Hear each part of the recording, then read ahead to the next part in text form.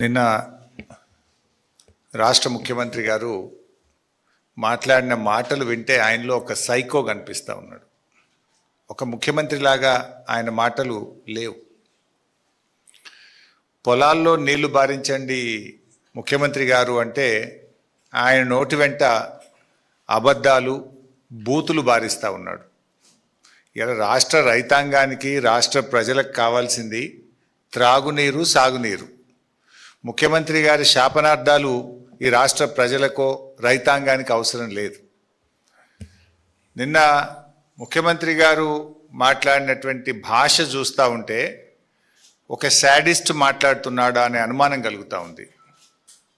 నిన్నటి ఆయన మాటల్లో 3 లక్షణాలు చాలా స్పష్టంగా కనిపించాయి. 1 పచ్చి అబద్ధాలు, 2 బూతులు, 3 శాడిజం. ఈ 3 చాలా స్పష్టంగా కనబడ్డాయి. సరే, ఆయన బూతులతో మేము పోటీ పడలేము, ఆయనలాగా బూతులు మాట్లాడి మా క్యారెక్టర్ను మేము పొడగొట్టదలుచుకోలేదు. అంతకంటే ఆయన బూతులు మాట్లాడతానో, శాపనార్థాలు పెడతానో, జైల్లో పెడతా అని బెదిరింపులు చేస్తానో భయపడే లక్షణం మా ఇంటా వంట బీఆర్ఎస్ పార్టీలో ఏ గులాబీ సైనికుడికి, కార్యకర్తకు లేదు. ఇవాళ ఏం మాట్లాడాను ముఖ్యమంత్రి గారు, ఒకసారి ఆ వీడియో చూసి నేను మళ్ళీ ముందుకు పోతా. ఒకసారి నిన్న ముఖ్యమంత్రి గారు మాట్లాడినటువంటి మాటల్లో శాడిజం ఎట్లా ఉందో, ఒక సైకో ఎట్లా ఉన్నాడో ఒకసారి చూద్దాం.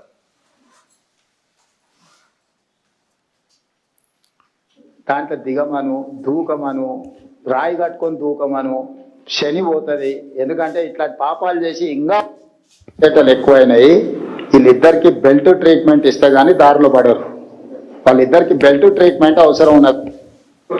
ఏమున్నది, వీళ్ళని కోసి రక్తం చల్లితే పంటల మీద అదే పండుతుంది. ఎందుకంటే వీళ్ళ బలుపు, కొవ్వు.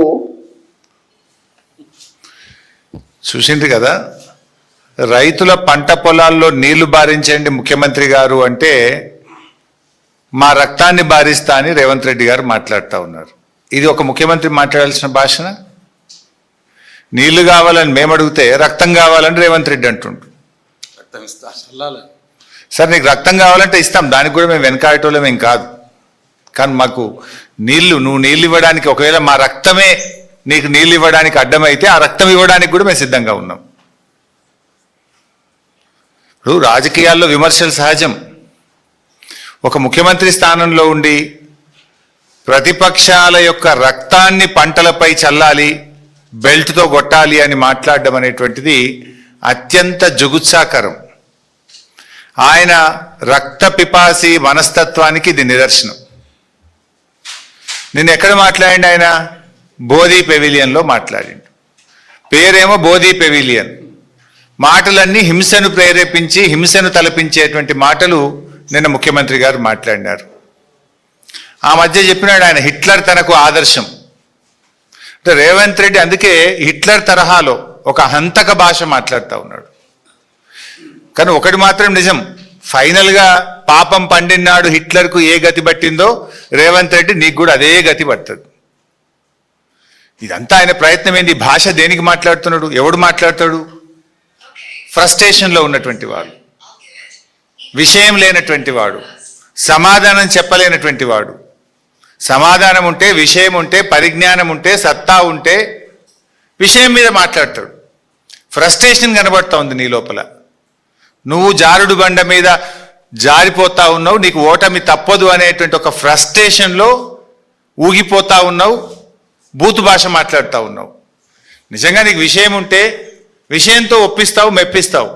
విషయం లేదు కనుకనే బూతులను అందుకుంటున్నావు అనేది ఇవాళ రాష్ట్ర ప్రజలందరూ కూడా అర్థం చేసుకుంటా ఉన్నారు. ముఖ్యంగా ఇప్పుడు మీరు ఆ భాష చూసినారు, ఇంకా చాలా ఉన్నాయి. అసలు పిల్లలు చూస్తే, టీవీలు చూస్తే పిల్లలు ఖరాబ్ అయిపోతారు. ఈ భాష చూసిన తర్వాత, ఆయన నిన్న మాట్లాడినటువంటి మాటలు విన్న తర్వాత, షాబాద్లో 3 పసిపిల్లల్ని, 3 పెద్దవాళ్లను, 6గురిని గొంతు కోసి కిరాతకంగా హత్య చేసినటువంటి ఆ రాజ్ కుమార్కు ఈ రేవంత్ రెడ్డికి మధ్య నాకు పెద్ద తేడా కనబడతలేదు. ఒక సైకో మనస్తత్వం, వాడొక సైకో రాజ్ కుమార్. నిజంగా ఎంత సైకో అయితే నాకు దక్కని వాళ్ళు ఎవరికి దక్కద్దు అని చెప్పి ఆ 6గురిని ఎంత దారుణాతి దారుణంగా కోడిని మెడకాయ కోసినట్టు కోసి చంపినాడు పాపం. ఒక ఉన్మాదిగా వ్యవహరించినాడు. ఎంత బాధ కలుగుద్దంటే పాపం ఇప్పుడు ఒక్క అమ్మాయి మిగిలింది అక్కడ. చెవులు వినబడవు, మాటలు రావు, కాళ్ళు లేవు. ఇప్పుడు ఆ అమ్మాయి పరిస్థితి ఏంటి? ఇంట్లో 6గురిని చంపేసిండు వాడు, ఒక్కటి మాత్రమే మిగిలింది. ఆ బిడ్డ, ఆ చిన్న పసిపాప, ఆమె కూడా పెళ్లిగాని అమ్మాయి.